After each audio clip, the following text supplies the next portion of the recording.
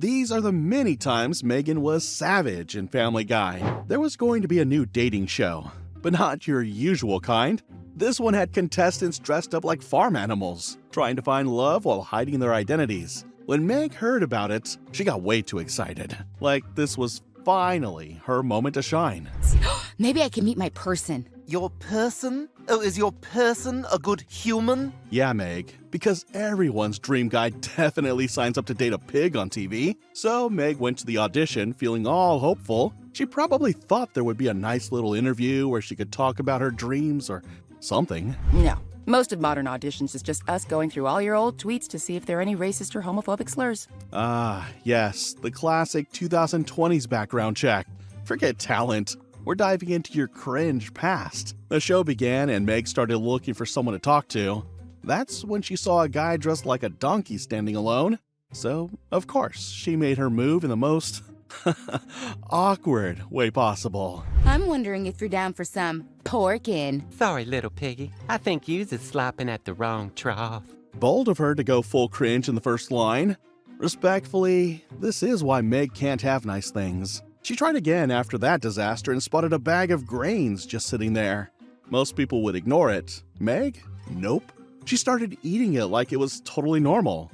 A guy in a chicken suit saw her doing it and was impressed. Oh, you really packed that away in a hurry. Thanks. I may be dressed like a pig, but I have two stomachs like a cow. Only Meg could score a love interest by eating bird food like it's popcorn. Turns out the chicken guy actually liked her. Either he had no standards or Meg was just lucky this once. I like you. You don't try very hard. Oh, I'm trying very hard.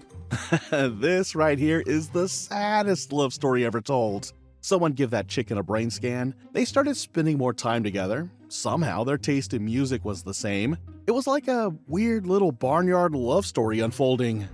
I really like spending time with you. You're so spontaneous. I really like you too. And I'm sorry for that fart you're gonna smell. Truly, love is just farting in sync. Romantic comedy writers. Take notes. Even though Meg and Chicken had something going on, the audience didn't care. Their favorite was the cow, so Meg and Chicken got booted off the show in the most dramatic farm-style way possible. Pig and chicken, turn in your hay and head to the slaughterhouse. Wow, nothing says you lost quite like a death metaphor. Good job, reality TV. After the show ended, Meg and Chicken revealed their real faces. Chicken really liked Meg even without the pig costume. Meg was touched. Then she asked to see his face and promised looks didn't matter. I'm a chicken. My name is Nugget. Of course his name is Nugget. This whole relationship is one big chicken nugget of nonsense. Later, Meg got all dressed up to meet her new boyfriend. When her family asked where she was going, she acted super casual as if they wouldn't figure it out. I have a date. With who? Nobody know. See you later. She's dating again? Yep, and this time, it's poultry. Honestly, this feels like a cry for help. Eventually, Meg decided it was time to tell her dad who she was dating. Small problem. Her boyfriend, Nugget, was the son of Peter's mortal enemy, the giant chicken. Dad, this is my boyfriend Nugget. His father is the giant chicken. That's it, young lady. No peacock for a month. Peter punishing her with no streaming? That's probably the most normal parenting he's ever done. Peter obviously wasn't on board with this feathered Romeo. So Meg made a decision and she said she was moving in with her chicken boyfriend. I'm moving in with him. You know what the British are gonna call us? Megxit. They're a clever little island. This is the most emotional Peter's been since he ran out of beer. Also, Megxit? Really? Someone get this family a joke writer. Missing his daughter, Peter decided to visit the giant chicken's house with his friends. Even Joe rolled up, ready to bring Meg back. Okay, yeah, but Meg, I mean it. We all miss you, and a heavy lady's rolling into it. Probably the aunt who likes to have fun. Wow, her face got red quick. And just like that, the show reminds us it never skips a chance to insult someone for no reason. Meg, meanwhile, was eating grains like a barn animal at her new boyfriend's place. Nugget told her how happy he was she had moved in. But I couldn't help feel a little sorry for my dad at the bowling alley. He bowled with the lane guards up. Yep, even Meg felt bad seeing her dad fail at bowling. That's how low the bar is. Then the giant chicken started mocking Peter, and surprisingly, Meg stood up for her dad. Turns out she did have some loyalty after all. He just has his own way of doing things. Yeah, the wrong way. Honey, No, she knows. That's why she left. I left because I love your son, not because I hate my dad. For once, Meg says something that doesn't make people instantly cringe. Growth? But of course, Giant Chicken couldn't handle Meg defending her dad. He gave her a weird farm-style ultimatum. Hate Peter or leave. Nothing says family-friendly TV like nearly punching your future daughter-in-law over emotional loyalty. Meg came back for her stuff, not her family. Honestly, relatable. It was chaos outside. A heavy storm slammed the neighborhood with winds so loud they shook the windows. Inside the Griffin house, chaos of a different kind. The whole family, stuck indoors, was forced to spend time with each other, which is somehow worse than any storm. The National Weather Service has issued a severe hurricane advisory and is urging everyone to stay indoors for at least the next 36 hours. With nowhere else to go, Brian wandered upstairs, probably hoping to escape the insanity, but instead he stumbled upon something in the corner. Something very Brian-like. Stewie noticed it too and, as always, demanded answers. These are mushrooms. It's a psychedelic drug. Makes you see weird things and feel happy for a few hours. Because nothing says hurricane safety like tripping your face off with your baby roommate. Brian, of course, acted like he was some laid-back, cool guy about it. You know, the type who's above it all, but still definitely does drugs alone. I have a lot of friends who do it, and they're willing to do it around me all the time because they know I'm so cool about it and I don't judge them. Translation? I'm a loser who watches others trip and calls it socializing. Meanwhile, downstairs, the boredom was setting in hard. With no internet, no cable, and no way to escape, Chris and Peter did the only thing left. Stare out the window and whine like toddlers. Yeah, this sucks. What are we supposed to do all day? Well, how about we play charades? Oh, yeah, okay, me first. Yes, nothing brings the family together like pretending to enjoy charades while secretly wanting to die inside. Of course, Peter being Peter, turned it into something no one asked for. Suddenly, it wasn't a game, it was whatever disturbing thing Peter thought was funny at the moment. Bang, bang! I'm gonna finger bang you, Chris! Not if I finger bang you first, Dad! And just like that, charades died. Forever. Then Meg, poor clueless Meg, thought maybe this was her moment. She jumped into the weird family bonding chaos trying to be a part of the fun. Hey, me too! Bang! Oh, no one wants to get finger banged by you, Meg. Why don't you just go do that to yourself, Meg? Meg really needs to tattoo bad timing on her forehead. Peter, continuing his reign as the most annoying dad ever, started humming like a broken radio. Meanwhile, Meg opened a soda can and guess what? It was apparently too much for him. Damn it, Meg, will you stop that? That is so annoying! Says the man who hums like a lawnmower with a hangover. Meg, rightfully annoyed, finally snapped back. She had sat through Peter's brain-melting humming, but the sound of her can opening was the real crime? That was annoying? What about your stupid, obnoxious humming? Meg, don't talk to your father like that. Yeah, shut up, Meg! Fed up, Meg finally lets loose. All these years of getting trashed by her own family had built up, and she wasn't going to take it anymore. No! You shut up, Chris! I am sick of all you guys ganging up on me! And of course, the rest of the family acted shocked, as if they haven't been emotionally stomping on Meg since season 1. Look, Meg, I don't know what your problem is. I thought Dad's humming was pretty entertaining. Chris, your taste in entertainment includes lint and light switches. Sit this one out. Meg kept going. For once, she was the one controlling the room, and she wasn't holding back. You know what? This is what I'm talking about. This is a perfect example. You're my brother. You're supposed to be on my side, and you're such a bastard to me. Family bonding, Griffin style. Lois tried to do her usual everyone calm down thing, but it was too late. Meg wasn't just venting, she was unloading 17 years of trauma. Lois just sat there like she was watching daytime soap opera. Meanwhile, Peter was probably thinking about snacks. Classic parenting. Then Lois, trying to sound wise, blamed Meg for everything. Because clearly, the bullied kid is the real villain here. Is this coming from my role model mother? The shoplifter, the drug addict, the porn star, the whore who let Gene Simmons and Bill Clinton go to town on her? Oh, Meg just dropped a nuke. And Lois just stood there like she got torn apart, but that's not all. Lois still didn't get it. So Meg spelled it out loud, clear, and brutal. My point is that with all the irresponsible, reckless, idiotic behavior in your past, that somehow you have the nerve That sound you hear is every skeleton in Lois's closet rattling in fear. Lois, suddenly realizing maybe she hadn't been Mom of the Year, actually cried. Now, it was Peter's turn. Oh boy. You are completely selfish and totally irresponsible as a father. All right, I see what's going on here. Ew. Just ew. Peter needs a timeout and a therapist. Or two. Meg wasn't done handing out truth bombs. You're being a total jerk to your family. If someone in the outside world could see the way you treat me, you would be in jail. Somewhere, Child Protective Services is watching this episode like, we should have stepped in years ago. And finally, Meg delivered the final word, the truth, the finish, the mic drop. You're a total and complete embarrassment in every possible way. And with that, Peter's ego was buried in the backyard next to his last few brain cells. And that's how Meg destroyed her father by calling him a complete waste of a man. Oh man. But when Meg starts dating a dangerous criminal, how far will her bad choices go? Meg was in her room, peacefully reading a book, something rare in a house full of chaos. But, of course, peace never lasts long in the Griffin household. Suddenly, Peter, dressed like a cowboy on a sugar high, barged in. Dad, what are you doing? All right, Meg, this is only going to hurt for about 3 weeks. Yes. Nothing says fatherly love like kidnapping your daughter in full rodeo gear. Turns out Peter dragged Meg to a prison. Why? Because Meg had a little secret, and it wasn't about bad grades or weird hobbies. Nope. Meg was dating someone behind bars.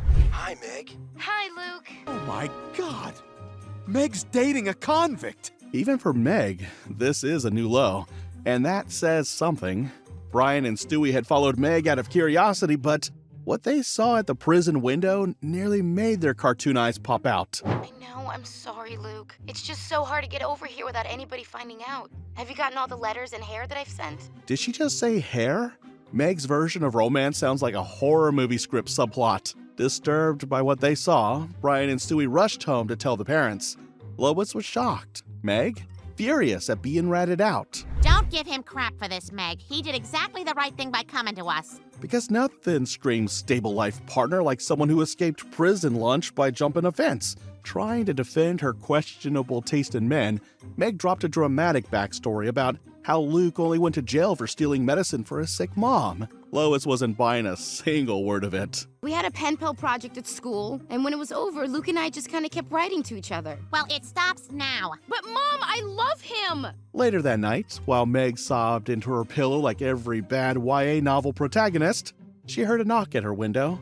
Surprise, her convict boyfriend had escaped and come for her. Brian went to apologize to Meg, but walked in on an actual fugitive sitting in her room. Not the apology visit he was expecting. Peter, finally aware of the situation, called Joe the cop. The result? Luke got arrested right there in the bedroom. Meg tried to go full Romeo and Juliet mode. Well, if you're taking him to jail, you have to take me too! I know, that's the plan. You're under arrest for harboring an escaped convict. Meg really thought this was a Disney movie. The handcuffs said otherwise. 3 months passed. The family finally prepared to welcome Meg home. Lois assumed Meg would be sweet, gentle, and grateful. I'm home. Okay. Prison Meg entered the chat, and she did not come back to play board games. Meg's first move? Walk up to Peter and deck him in the face? Hard. That was her new love language. Finally, someone told Peter what we've all been yelling at the screen for years. Lois tried to drop off Meg's laundry, but got greeted by something much, much worse. This is my poop bucket. What the hell? I'm used to going to the bathroom in my room. That's disgusting. Prison life changed Meg, and not in a good way. Now she's living like a raccoon with a parole violation. Things got worse. Meg was suspended from school for punching kids. The family was now officially scared of her, and honestly, they should be. So Prison Meg came back, and now everyone's scared of her, even Stewie. But when Meg's own mother decides to steal her boyfriend, will prison tough girl Meg fight back? Meg was sitting on the couch with her boyfriend, just watching TV like a normal teen. Everything was calm. Until Peter walked in and saw them together. Lois, get in here. Meg's boyfriend. Peter expected a monster, not a regular human. Even he shocked Meg found someone normal. Right then, Chris walked in needing something from Lois, but they shushed him quickly. Peter didn't waste time. He ran to call someone. Quagmire, get over here. You gotta see this. He seems to be completely normal. This family acts like Meg dating someone decent is breaking news. Soon, half the town was in the Griffins' living room just to see Meg's boyfriend. Yes, people actually showed up like it was a museum exhibit. They even brought in a doctor to check if the guy was real. Peter and Lois acted like the nicest parents in the world, smiling, sweet, polite, total lies. They said goodnight and went upstairs, trying not to ruin Meg's moment. Oh, I forgot my... Oh my god, that's kinda hot. Ah, young love. Nothing says romance like forgetting your phone and walking in on kissing. Later, Lois asked Meg to pick up Anthony's grandfather from the airport. Meg offered to take Anthony with her, but Lois quickly shot that down. Don't be ridiculous. I'll keep him company till you get back. Goodbye, Meg. Lois being helpful? Yeah, right. She had other plans. As soon as Meg left, Lois sat next to Anthony on the couch. She didn't even try to hide her intentions. That escalated fast. Like, really fast. They started kissing on the couch right when Meg came back because she forgot her keys. That's one way to walk into trauma. Poor Meg didn't deserve this horror show. The next day, Lois came into Meg's room pretending to be sad and sorry. Like a little apology would fix what she did. I don't know, sweetheart, but I am so sorry. It was an awful thing that I did. I never meant to steal him from you. That's how Lois stole her daughter's boyfriend and called it a tiny mistake. But when Meg gets a total makeover and becomes popular, will she turn into the monster this time? There was a new boy at Meg's school, and every girl was acting like he was some celebrity, tall, mysterious, and way too cool to follow the rules. Basically, the guy every teenage sitcom warns you about. So, of course, Meg worked up the courage to talk to him and got rejected like a soggy cafeteria tray. She ran home in tears and asked her parents the big question, am I ugly? Oh, of course not, sweetie. Yeah, where'd you get a stupid idea like that? Craig Hoffman. Well, he's a sharp kid. You might be ugly. Later, Meg sat crying in the kitchen while Stewie silently judged her. Lois walked in and tried to lift her mood by suggesting she show off her butt in tight jeans. Yep, parenting. Lois dragged Meg to a makeover place, and since she looked like a background nerd, they gave her the full glam treatment for free. When she got home, even Peter didn't recognize her. Peter paused because he almost said something nice, but his brain short-circuited halfway. With her new look, Meg went back to school like a movie montage. The same cool boy who ghosted her now magically found her interesting. Ah yes, true love, built entirely on lip gloss and shallow compliments. Suddenly, the Griffin family was getting noticed, mainly because of Meg's makeover and some singing side plot that no one cared about. Meg, now riding high on fake fame, started bossing people around like she ran the house. Meg really went from nobody to Skittles tyrant in record time. Lois had enough. She finally snapped and called Meg out for turning into a total diva. Ever since her new look, Meg, of course, acted like the makeover made her queen of the world. Meg said, I am the band, like she was Beyonce. Girl, calm down. Stewie, clearly enjoying the drama, decided to add fuel to the fire with his usual sass. This baby speaks more truth than most adults on the show. Lois had been begging Peter to keep Meg in check, but he just ignored her like always. And where did that lead? To Meg hooking up with Jimmy Fallon on live TV. Yup, Peter's priorities. Anger at the TV ratings, not the situation. Classic. And that's how Meg's makeover fame ended, with her hooking up on live TV. At Meg and Chris's school, the queen bee of popularity had a problem. She had already dated every good-looking popular guy. So now, she wanted to do something different. Her new idea? Date a total loser. And who better to fill that role than Chris Griffin? Oh my god, I could smell him from here. He's perfect. God, you're right. Because nothing says boyfriend material like smelling like prehistoric cartoon butt. Later, Meg and Chris were eating lunch together when that same popular girl, Connie, came walking their way. Meg sat straight up, hoping to make a good impression. Hey Meg, nice posture. Get lost. Thank you. Connie didn't even pretend to be nice. She complimented Meg's posture just to kick her out. So Connie and Chris started dating. Yep, The school nerd and the most popular girl were now a couple. Everyone was shocked. The cool kids even noticed Chris for the first time in their lives. Chris suddenly became the school's favorite mascot. Just add a Letterman jacket and he's in. Meg couldn't believe it. If her brother was suddenly cool, maybe she could be too. She tried to use the situation to get close to Connie, but Connie shut her down like a frozen computer. So, Connie, now that you're dating my brother, maybe we can hang out, you know? I don't use makeup, Meg. Translation, you're still a nobody, Meg. Stop trying. Still hoping for some sisterly bonding, Meg asked Connie the next day what she'd be wearing to the party. She didn't want them to wear the same outfit. But that hope got crushed real quick. You're not invited, Meg. What? But it's at my house. Connie, let me handle this. Imagine being banned from your own house party. That's a new level of disrespect. At the party, Chris was now so full of himself that he was kissing other girls in front of everyone. Connie saw it and finally snapped. How the hell can you be cheating on me? I'm the one who made you popular. No, Connie, beating up that Jewish kid made me popular. And just like that, Chris forgot the hand that fed him. The next day, Connie sat next to Meg at lunch, pretending they were suddenly friends. She wanted Meg's help getting back at Chris. Do you really think I would help you out in any way after everything you've done to me? Meg finally grew a spine, and she wasn't handing out forgiveness like candy. Meg was just trying to enjoy a normal lunch. She grabbed her tray and headed to the sitting area, probably hoping to blend in like wallpaper. But instead, she walked straight into the new guy. And not just any new guy, the terrifying one. Oh my god, I'm so sorry! What's your name, dude? Meg Griffin! 3 o'clock, Friday. I will destroy you. Classic high school greeting. Hi, I'm new. Now prepare to die. Everyone in the cafeteria froze. It was silent like a horror movie. Everyone knew this guy wasn't just any student. He was famous for fighting. Meg was now on his hit list. She ran to her friends in a panic, ready to beg for help like her life depended on it. Because it probably did.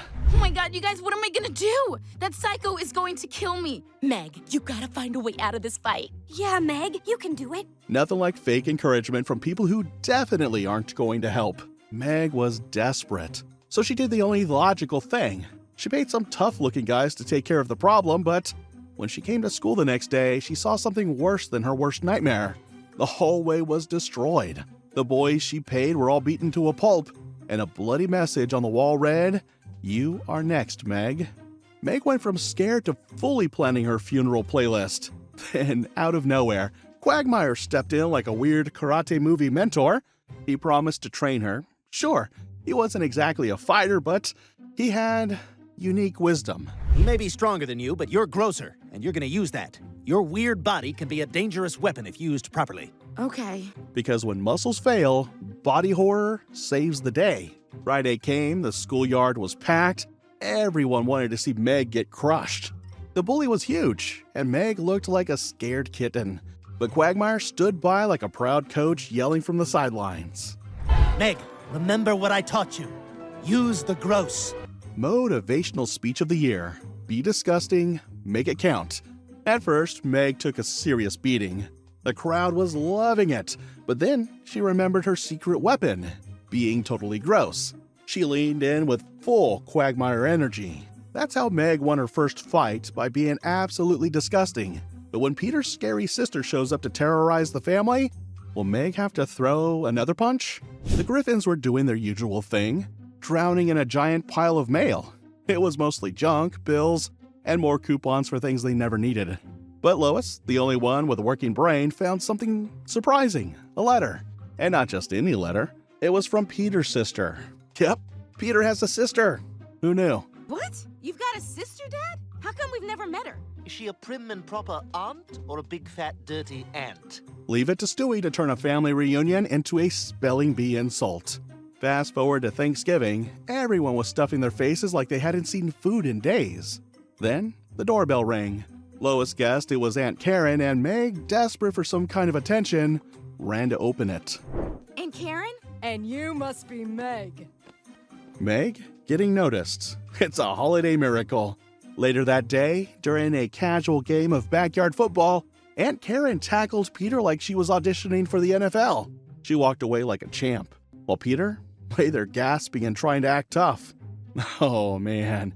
Now, embarrassed and sulking, Peter acted like a child who lost his toy. Meg, who's usually ignored, decided to do the unthinkable.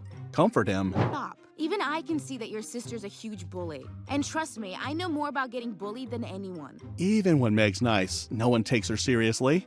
Peter, being clueless as ever, wondered how Meg could relate to being bullied.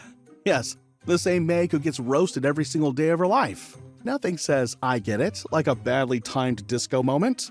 Meg had to break it down slowly. She finally understood why Peter had been so hard on her all these years. Peter, thinking this is all one big sitcom joke, agrees and even admits it's because how Karen treated him as a kid. Finally, someone connects the dots. Took long enough. In the end, during the final showdown, Meg surprised everyone by knocking out Aunt Karen and saving Peter. He was so shocked he didn't even recognize his own daughter. Meg finally gets noticed. After landing a knockout punch, Peter got emotional, realizing that after all the years of teasing and ignoring her, Meg still came through for him. And that's how Meg saved her dad, but he still needed reminding of who she was. But when the family goes to a fancy wedding, will Meg finally snap at everyone's annoying chatter? The episode starts with the Griffin family at a wedding reception in a fancy hotel. Lois was over the top excited, practically yelling with joy, eager to retell every moment. Meg, already fed up, quickly shut her down with a glare. Yeah, I heard you. Meg's polite way of saying, please shut up. Back at home, Lois was pushing her usual bland breakfast on everyone. Chris and Peter had already said no, but Meg, trying to be polite, was eating. That is, until Lois started talking nonstop again. Yeah, I heard you. Translation, stop repeating yourself before I lose it. Meg Griffin proved she's not just the family punching bag. From explosive hurricane rants to knocking out bullies, she showed everyone she has a breaking point. Ready for more Family Guy chaos? Hit subscribe and the notification bell for more animated breakdowns.